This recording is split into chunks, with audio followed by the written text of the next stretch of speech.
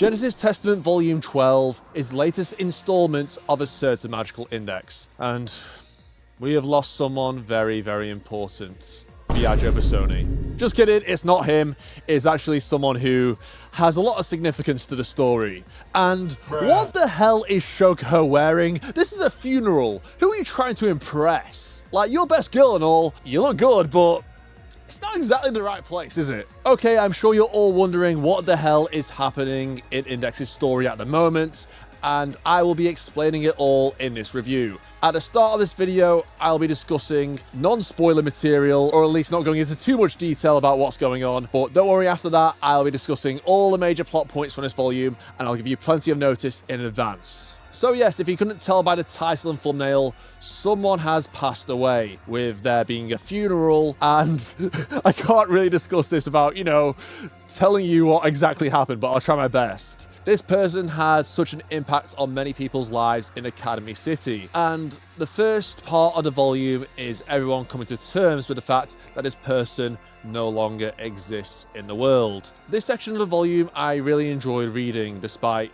the somewhat somber tone, although it wasn't all entirely sad, as there are plenty of light-hearted comedic moments which you may think contrast with the overall tone that the volume may be trying to go for, at least initially. But when you go to a funeral, it's about seeing people you haven't seen in a long time. It's about meeting with family, relatives and friends, and discussing that person's life. And there's a bit before you go to the actual funeral where you have a chat and have a drink, and then obviously after you have another get-together where you have food and drink usually. Well, it depends on the country, but that's what we do over here in Britain. And it's about enjoying and celebrating life. It's not all about just being really upset and sad. Yes, of course that comes into it, especially if it's someone who has had a lot of meaning to you. But overall, it's about getting together and remembering the good times. And yes, there are some jokey moments in this first part of the volume, but I don't think it's detracted from any of the more serious moments that we did get, which I do appreciate. And it does make the volume more balanced overall, rather than just being really depressing for the first half. I think Kamachi did the right thing to make a blend of this. And yes, if you've been wondering about certain characters, where they've been, there are familiar faces that return in this volume, which were welcome additions. I really like seeing some of the cameos that were in this first part of the volume.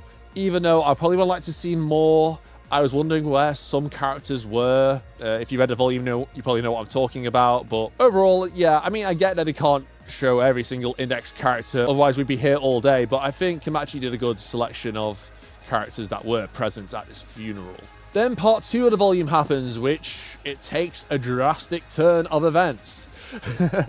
Yeah, it's pretty different to the first half, and not gonna lie, I don't think everyone is gonna be pleased at this shift. While reading it, I was initially thinking, what is actually going on here? Because the volume does present somewhat of a conspiracy in the first part, and then something else happens, which is a big plot twist, and you think, how do these things interconnect with this conspiracy and then this big plot twist? And the volume doesn't really explain what the conspiracy is, like what exactly is happening in regard to that and the person in question. But I do think Kamachi will get around to this in the next volume. I think this is a plot line that hasn't reached its natural conclusion, so I am kind of biding my time waiting for that to be explained. At least I hope it will be. I'm sure Kamachi will get around to it. That being said, yes, I don't think everyone is going to vibe with the second part of this volume, and that's been apparent from what I've seen on social media, as most people tend to like the first part and then the second part is more divisive. But I think the Japanese fandom love this volume overall, and I'm in the same camp. I really enjoyed this volume. This volume explores the concept of death. Death is a pretty serious topic, it's the end of life, and it's memento mori, you gotta remember that one day you will die and you will no longer exist on this earth. And yes, people will remember you and your impacts and the lives you've touched over the years from your loved ones, etc. But coming to terms with that loss is a sensitive topic, and it's something that everyone can relate to. I mean, everyone's going to die eventually, but of course, when you're growing up, people close to you will die, and that's the grim reality of life. And I think what Kamachi is going for here, he is exploring the concept of death. As yes, we have had deaths every now and then in Index, but they've never really felt that significant. Okay, you could say Frenda, but Frenda's death became more important way after she died because she was introduced to die to begin with, unless you've seen the anime where it was not like that really, because we saw a railgun first, but in the light novel she dies the first moment she's introduced. We don't really have significant deaths in Index, and that is somewhat true. Like, one of my criticisms of Genesis Testament has been the fact that death has been somewhat cheapened, but I kind of get why Kamachi's doing it, because otherwise it's characters getting away from dangerous situations scot-free, or yes, they get serious injuries, but the next day they're fine. So if you have a death that's not everlasting, then yeah, okay, it amps up the stakes, but not quite. It kind of does the same thing as serious injury, but not fully dying, and then you just recover from it.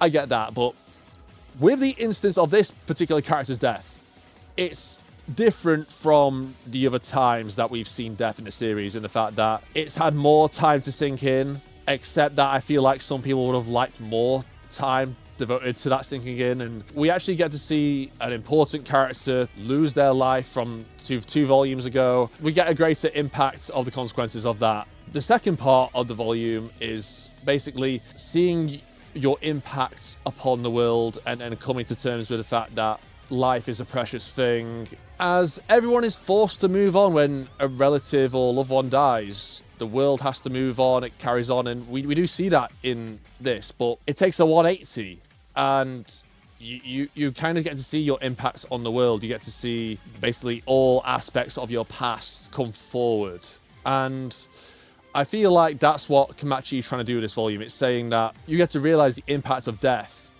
and then see how your death has affected everything that's happened prior, and what your existence truly meant to the world. I feel like that's what Kamachi is going for. But the flip side argument is that, okay, it's cheapened death to this commodity where it's not everlasting. But I feel like the reason why I excuse it, and you could say, oh, Aeon, you're just a Kamachi arse-licker. Listen, if you watch my Genesis Testament 11 review, I was very critical of that volume. I thought that could have been a lot better, and I was disappointed at what Kamachi did. So I can go after Kamachi, and I will. But with this, I thought it was good as a concept piece of exploring the themes around death and coming to terms with it. It's a relatable thing. Kamachi is using Index, he's using the framework of Index to explore this concept. And that could mean he can let stuff like this fly, essentially. And I'm willing for him to let that stuff fly, to explore this concept and develop a greater meaning out of it, if that does make sense. I hope it does. And there's plenty of people that do exist in Index that can't accept that this has changed. This is what Kamachi alludes to at the start of the volume. He says like, death is everlasting. And it is, except when it's not. With this plot twist that happens. And you might think, oh, Kamachi's being a hypocrite. He's saying death is everlasting, and then he's clearly throughout the series, especially in Genesis Testament, he contradicts that massively. But when he presents a miracle that cannot be explained by science, he's presenting it through the other people's eyes. It's like, death is this absolute thing, but what if it wasn't? Like, not everyone wants to move forward with that. Like, people move on with their lives, whether where you end something in your life, whether it's a relationship or a death that happens, or a great change, you move onwards, and not everyone can come to terms with that and accept that. And I feel like that's what Kamachi is trying to do, as there are people who will accept such a miracle and rationalize it, but there'll be others who will be vehemently against it and feel like this is ridiculous, this is absurd, and why should we accept it? The world should move on. Like, the world took your life, so that's the direction we should go. We should go in the direction where you do no longer exist. So essentially, it's going back to the themes of defying fate with Imagine Breaker and the sparks and spray and all that, and what magic represents. So I feel like it does tie in together, and learning the value of life and the impact of death, I feel like it's something that really resonates with me. I'm sure it can resonate with a lot of you as well. Like, Index can be a dumb fan service filled series, but it also, Kamachi does put his soul into these volumes, and I like to see why is Kamachi making these decisions, what is he going for, and that's what I think about it. Yeah, there's plenty of stuff in this volume which I didn't expect to happen. There's a fight near the end of the volume, which I thought the fight was okay. I didn't think it was like the best fight ever in Index or anything. I liked more the themes of the fight itself rather than what occurs in the fight, if you get what I mean. I like the character dynamics rather than like the action, if that makes sense. And then at the end of the volume, there's another huge plot twist, which, oh my god, I cannot wait for the next volume because it's going to be insane. What can I say? Overall, I really enjoyed this volume. I feel like it's not going to be everyone's cup of tea, but I feel like if you give it a chance and try to understand the vibe Kamachi's going for, I feel like you will appreciate it like I did. And I think this is one of the best Genesis Testament volumes, for sure. It feels like almost a celebration of Index. It feels like it harkens back to a lot of, previous volumes from the other testaments, like New Testament and even Old Testament as well. It really does feel like the past is relevant in the present. It's been distorted in a way. But it's not just like going back to past events saying, oh, look at this. This is a reference to something that happened previously. No, it's giving it a fresh coat of paint, and it's actually developing the characters in new ways. Although some people don't like the direction of a certain character's development, and I'll get onto that pretty soon. Because, yeah, I've had enough. I want to discuss the spoilers from this volume. So, yeah, if you don't want to be spoiled, then click off this video. You're being warned. So, yes, elephant in the room. Toma died in Genesis Testament 10. He got killed by Alice. And then he went to Christine Rosenkreuz's or Johann Valentin Andre's version of Fake Hell in Genesis Testament 11. And Anna Kingsford went over there and sacrificed herself to bring Toma back. And yes, part 1 is Toma's funeral. It's at his school, but then they go to like a crematorium to burn the body, except it doesn't get to that point. And we also get a cameo from Toma's parents, who aren't allowed to go into the city. And oh my days, man. When I read that, initially I thought, like, why were Toma's parents not in the city? Okay, I get that security in Academy City has been, questionable, but surely Accelerator isn't as much of a dick to disallow Toma's parents from coming in. But no, there's a conspiracy with a new Kihara called Kihara Goke, and I forgot the name of their little organization, which is to do with like dead bodies and shit, which is weird because it seems to have gone under Accelerator's nose, and the dark side of the city seemingly got eradicated, but this Kihara has kind of come out of nowhere, and Accelerator was kind of confused by it himself. That's the conspiracy I want to know about, because clearly there was something going on with them to do with Toma's body, and they wanted to experiment on his body after, yes, because he comes back to life. Yes, okay, there we go. And they wouldn't allow Toma's parents to go into the city, so it seems kind of weird. They seem really protective over Toma's body, maybe because they want like to study Imagine Breaker or something like that. Although initially they wanted to burn his body, but maybe they would have like, I don't know, cut it off prior. I don't know, there's some shady stuff going on, but we don't really find out what's happening, as Misaka and Shokuho kind of engage Kihara Goke, but she bites down on a tongue, so she wasn't being able to like be interrogated. I don't think Mental Out worked on her either for some reason, as it would have been pretty simple just to read her mind and Mental Out. So yeah, there's definitely unexplored plot threads there, which I hope get explained. Oh my god, what they want to do with Alistair is crazy, as Alistair wanted to kidnap Toma's body and then clone him because he couldn't accept that Toma died, and that's kind of aligned with like how Alistair used to be, viewing Toma just like a puppet. But okay, he's doing it out of a place of love, but he's just so desperate to have his plaything back. I know he values him now rather than how he did in Old Testament, where he was just a tool for him, but he's kind of wanted to bring taboos into it so he can have Toma back in a way. Even though it won't be the real Toma, it'll just be a clone of him. But Accelerator kind of shocks some sense into him. He does electric shock therapy. One thing I do want to talk about is like Index. I thought Index was going to have a bigger role in this volume, and I'm sure a lot of people also thought that. But we do get a scene with her like packing all her stuff with Offinus and moving out, which is kind of sad. As yes, she seemingly will go back to England now. I don't know if she's already en route there, or she's still in Academy City by the end of this volume, as we only get one scene with her, which is kind of disappointing, but I hope due to the end of this volume that we will get more stuff with Index. Yes, Ogami Pierce and Fukiose are like almost the main characters at the start of this volume in part 1. I guess Misaka and Shokuho are also pretty prominent as well. Although they get kind of like slice of life scenes, and they get an action scene where they're destroying powered suits working for Kihara Goke. I thought that was kind of like whatever. It was just generic Misa Misa action. I would have probably cut that out, to be honest. I'm probably in a minority of people who think that, but I just thought that wasn't as interesting to me in chapter 3 of the volume. I thought that was, yeah, it's kind of whatever. But yeah, Fukuyoshi and Ogami are pretty entertaining, and Ogami still seems kind of sus. not because he's a degen, but also because his behavior and personality just seems... But yeah, Toma comes back to life in, like, yes, for the second part of the volume. Not everyone's going to like that because I think, well, everyone knew he would come back out eventually. Like, it would have been the most controversial writing decision of Kamachi's career to kill off Toma forever. Like, did anyone really think that was going to happen? But I think what people will complain about is that he didn't give it enough time to leave him dead, as yeah, he's only been dead for like a volume and a half, really. That'll be everyone's opinion, but yes, he's back. He's been brought back by Anna Kingsford, and he's basically running away from the Kihara Goke people who want to abduct him and experiment on him. And he reunites with Alice, who, you know, feels a lot of guilt, I guess, over, you know, killing him, but she's seems to have been reformed now. She's no longer, you know, crazy, or she's not rampant like she was in Genesis Testament 10. She's pretty level-headed now. She's calmed down. She's not going to kill Toma, I don't think. That'd be funny if she just does it again. Alice and Toma have a bonding session in a way. Not in the way you think.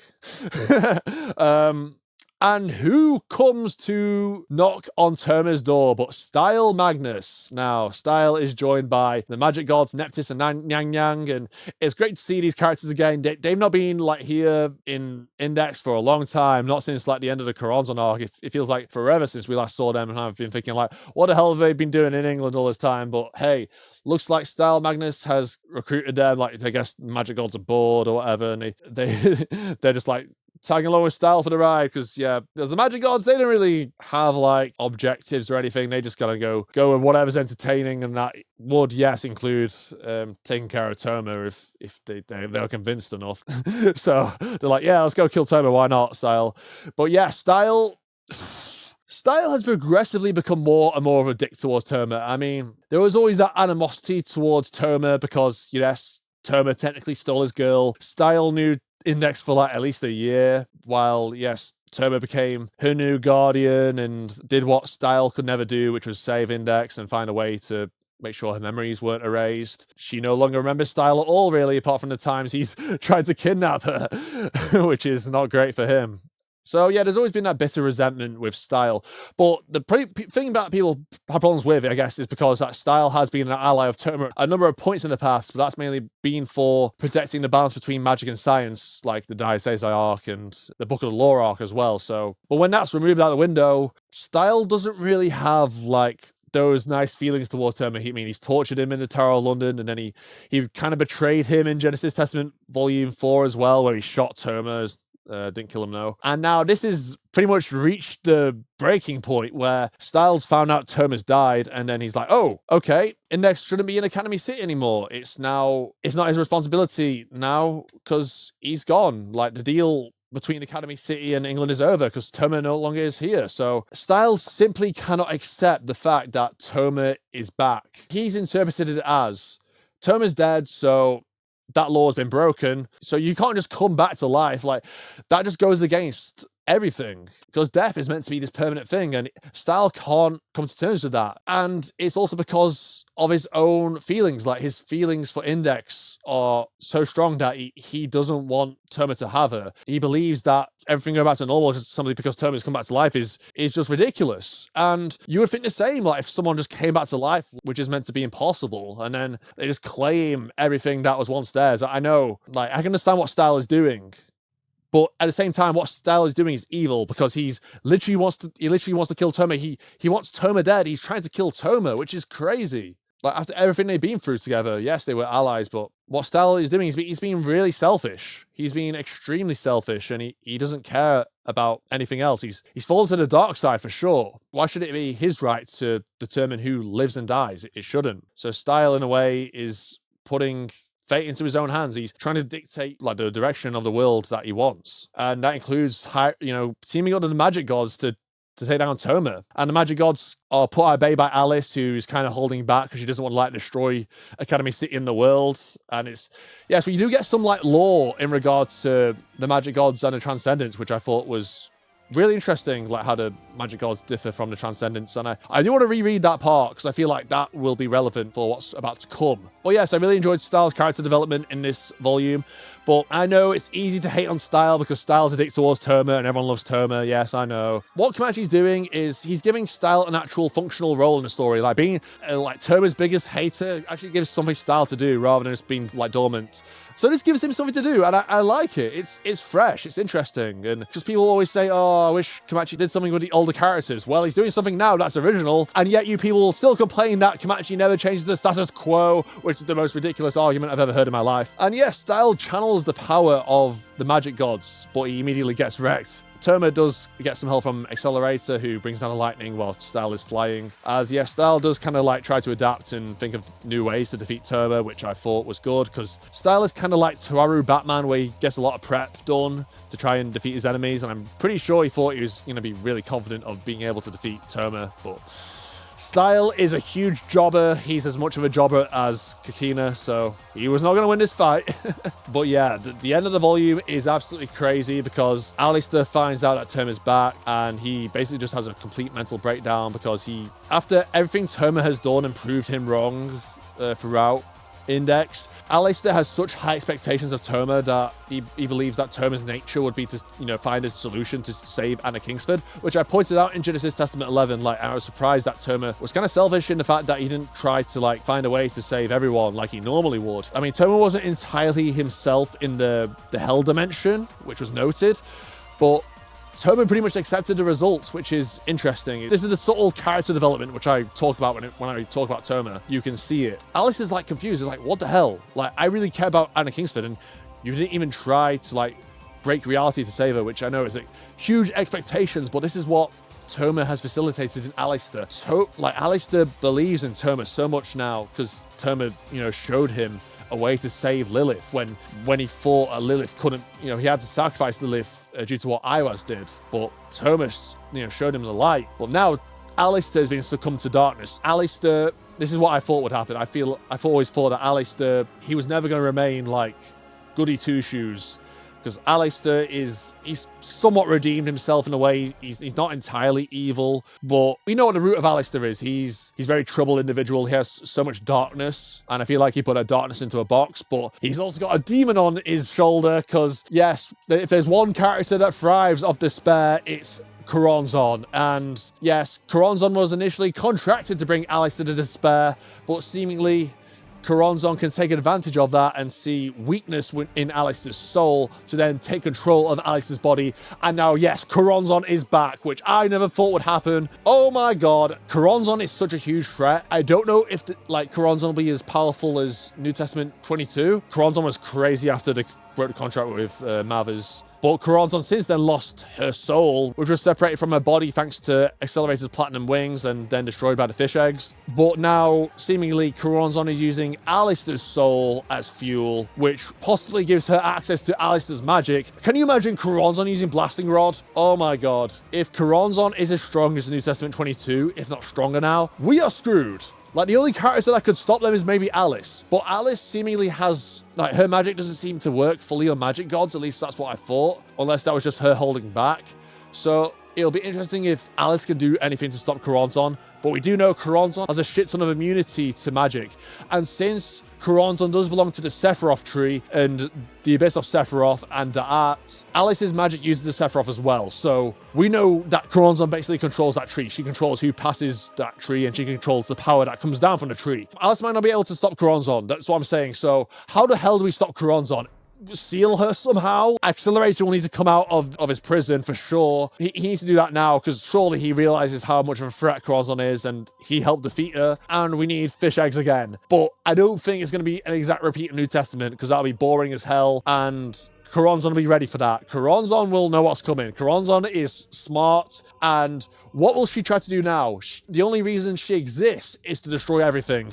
That's the only reason she exists. But the question is, how the hell is she going to get to that goal without the ceremony of Moa Fair. So what I think is going to happen is that she'll either try to possess Alice and destroy everything that way, since we know Alice has the capacity to do that because her magic is absolutely busted, or Coronzon's going to hijack Academy City, use that as her new temple instead of the one on the Royal Yacht Britannia, and somehow use like a scientific Moa Fair to destroy everything. But I think Iwaz wouldn't let that happen. Iwaz has got to appear, and then hopefully we'll get more back Secret Chiefs. But in the meantime, yeah, Coronzon is a huge, huge threat. And Dion Fortune has gone over to Hamazura, since Hamazura has a notable link to Coronzon. But does Dion Fortune really think that Hamazura can taunt no Jutsu Coronzon when Coronzon viewed Hamazura as nothing but a pawn? Okay, they have somewhat of a connection, but I don't think Coronzon's really going to give a shit what Hamazura has to say. But clearly, Kamachi has a plan with what Hamazura will do, and of course, it'll be good to see Hamazura do something extra, and he'll have, you know, extra relevance to the plot since he's not really done much for a while now. I really can't wait to see what happens, and I hope to God that they save Alistair's soul from Coronzon, because I don't want Alistair to be, you know, possessed by Coronzon. I feel like that's going to be the plan, to separate Alistair's soul from Coronzon and save Alistair that way. Maybe Alistair will get a brand new body that way. But yeah, let me know what you think about what will happen in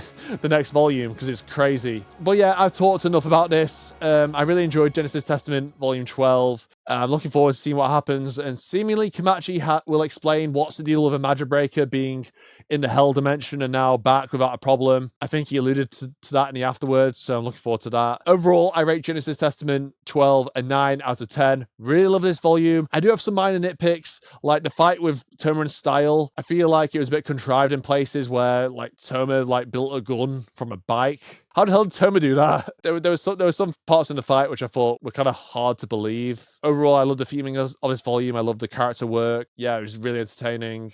And check out my other Genesis Testament videos on screen right now. And I'll see you all next time. Bye-bye.